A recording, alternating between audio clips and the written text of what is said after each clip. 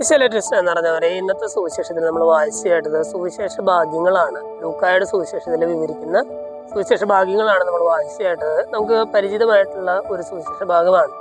ഇതിലെ ഈ സുവിശേഷ ഭാഗം നമ്മുടെ മനസ്സിൽ ഉണർത്തുന്ന ഏറ്റവും വലിയൊരു പുണ്യം എന്താണെന്ന് വെച്ചാൽ അത് പ്രത്യാശ എന്നുള്ളൊരു പുണ്യമാണ്, ഹോപ്പ് എന്നുള്ളൊരു പുണ്യമാണ്. കാരണം എന്താണ്? ഈശോ പറയുകയാണ്, നിങ്ങൾ ഒരു പ്രതീക്ഷയോട് ജീവിക്കാനായിട്ട് നിങ്ങൾ ശ്രമിക്കുക. കാരണം എന്താണ്?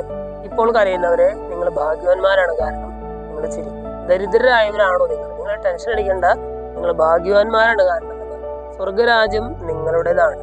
നിങ്ങളെ ഇപ്പോൾ ദൈവത്തിന്റെ നാമത്തെ പ്രതി നിങ്ങൾ ഒരുപാട് പീഡനങ്ങളും ദുരിതങ്ങളൊക്കെ അനുഭവിക്കുന്നുണ്ടെങ്കിൽ നിങ്ങൾ ടെൻഷൻ അടിക്കേണ്ട, സ്വർഗരാജ്യത്തിൽ നിങ്ങൾക്ക് വലിയ പ്രതിഫലം നിങ്ങളെ കാത്തിരിക്കുന്നുണ്ട് എന്ന് പറഞ്ഞാൽ പ്രത്യാശയോടെ ജീവിക്കാനായിട്ട് ഈശോ നമ്മളോട് ആവശ്യപ്പെടുകയാണ്. നമ്മുടെ ജീവിതത്തിൽ എന്തൊക്കെ ബുദ്ധിമുട്ടുകൾ വന്നാലും എന്തൊക്കെ വേദനകൾ വന്നാലും ഈശോ പറയുകയാണ്, ഈ പ്രത്യാശ നഷ്ടപ്പെട്ടു പോകരുത്. ഇത് തന്നെയാണ് സഭാ പഠനങ്ങളിലൂടെ നിരന്തരം നമ്മെ സഭ ഓർമ്മിപ്പിച്ചുകൊണ്ടിരിക്കുന്നത്. അതായത് പ്രത്യാശ നഷ്ടപ്പെട്ടവരാകരുത് നിങ്ങൾ എന്നുള്ളതാണ്. പ്രത്യാശ നമ്മെ നിരാശരാക്കുന്നില്ല എന്നുള്ള പൗലോസ്ലീഹയുടെ വചനഭാഗം ഇതിനോട് ചേർത്ത് വായിക്കേണ്ടതാണ്. നമ്മളവരെ ഇന്നത്തെ വചനഭാഗം കേട്ട് കഴിയുമ്പോൾ ഈ പ്രത്യാശ നഷ്ടപ്പെടാതെ ജീവിക്കാനുള്ള ഒരു കൃപയ്ക്കായിട്ട് നമുക്ക് പ്രാർത്ഥിക്കാം.